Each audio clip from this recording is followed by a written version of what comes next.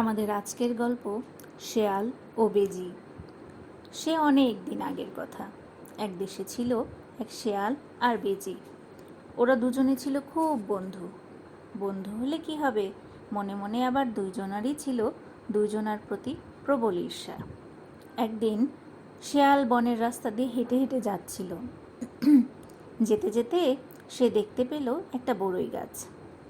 সেখানে গাছ ভর্তি পাকা পাকা বড়ই ধরে আছে।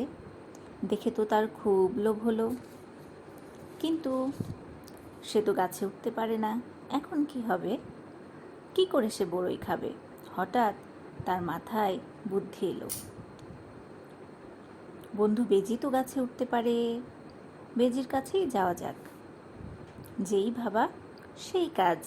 সে চলে গেল বেজির গুহার সামনে, গিয়ে বলল, বন্ধু বেজি, ও বন্ধু, বাসায় আছো নাকি? বেজি বলল, কি বলছো বন্ধু? শেয়াল বলল, আরে বাহিরে এসো, দারুণ খবর আছে।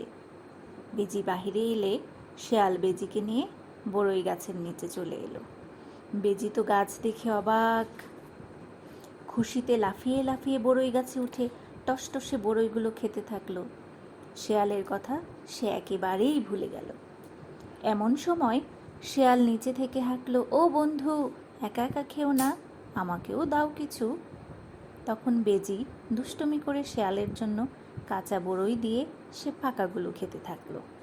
এবার শেয়াল গেল রেগে, বলল, আরে আমি তোমায় ডেকে আনলাম আর তুমি আমায় ভুলে যাও। এবার বেজি বন্ধুর জন্যও দিল কিছু পাকা বড়ই।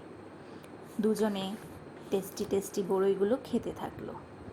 খেতে খেতে বেজি এত বেশি খেয়ে ফেললো যে সে আর নামতেই পারছে না, নড়াচড়া করতেই পারছে না। এখন কি হবে, কি করে সে গাছ থেকে নামবে? শেয়ালের তো খুব বুদ্ধি, তাই সে শেয়ালের শরণাপন্ন হইল, শেয়ালের কাছে পরামর্শ চাইল। শেয়াল তখন দুষ্টু বুদ্ধি এঁটে ফেললো মনে মনে। বেজিকে বলল, কোনো চিন্তা নেই বন্ধু আমার, আমি বলছি কিভাবে নামবে তুমি। এক কাজ করো, আমি হা করি আর তুমি ঝপাং করে আমার মুখে লাফ দাও, আর আমি থু করে তোমাকে মাটিতে ফেলে দিব। বেজি আর কোনো উপায় না দেখে সরল বিশ্বাসে শেয়ালের প্রস্তাব মেনে নিল, মুখে লাফ দিল, আর দুষ্টু শেয়াল অমনি গপ করে বেজিকে খেয়ে ফেলল। গাছ ভর্তি বড়ই আর বেজিকে খেয়ে শেয়ালের পেটু তখন মোটা হয়ে গেল। এই মোটা পেটু নিয়ে সে মেঠো পথ ধরে এগুতে থাকলো। পথেই দেখা হলো একজন বৃদ্ধা মহিলার সাথে। বৃদ্ধা এত মোটা পেটের শেয়াল কখনোই দেখেননি।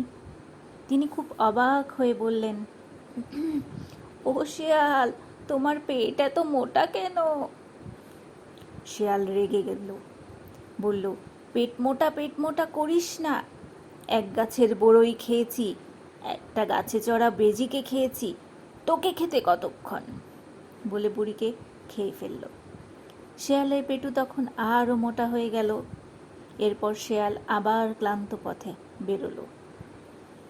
যেতে যেতে দেখল মাঠে এক রাখাল বালক তার দুটি গরু চড়াচ্ছিল। দুষ্টু রাখাল শেয়ালকে দেখে হেসে ফেলল, বলল, হা হা হা, ও শেয়াল, তোমার পেটু এত মোটা কেন? হা হা হা। শেয়াল রেগে গেল, বলল, এক গাছের বড়ই খেয়েছি, গাছে চড়া বেজিকে খেয়েছি, এক কুজো বুড়িকে খেয়েছি, তোকে খেতে কতক্ষণ? বলে গপ করে রাখাল ছেলেকে খেয়ে ফেলল, আর ওর একটা গরুকে খেয়ে ফেলল। অন্য গরুটি পালিয়ে গেল। এবার শেয়ালের পেটু এত মোটা হয়ে গেল যে শেয়াল হাঁটতে বেজায় কষ্ট হতে থাকলো। কিছুক্ষণ রেস্ট নিয়ে শেয়াল আবার পথে নামলো। ঘরে ফিরতে হবে তো তাকে। এদিকে সাহসী বাচ্চা মাহনুর বনের পাশের এক গাছের নিচে কারাতে প্র্যাকটিস করছিল। পেট মোটা শেয়াল এবার সেখানে চলে এলো। মাহনুর বাবু এত মোটা পেটওয়ালা শেয়াল কখনোই দেখেনি, তাই সে অবাক হয়ে বলল, শেয়াল পণ্ডিত, তোমার পেটু এত মোটা কেন? কি খেয়েছো তুমি? শেয়াল এবার রেগে গেল, বলল, পেট মোটা করিস না, এক গাছের বড়ই খেয়েছি, গাছে চড়া বেজিকে খেয়েছি, কুজো বুড়িকে খেয়েছি, পথের ধারের রাখাল ও তার গরুও খেয়েছি, তোকে খেতে কতক্ষণ? বলে যেই না মাহনুরের কাছে এলো অমনি মেয়েটি ঢিসুম করে ওর পেটে এক কিক বসিয়ে দিল।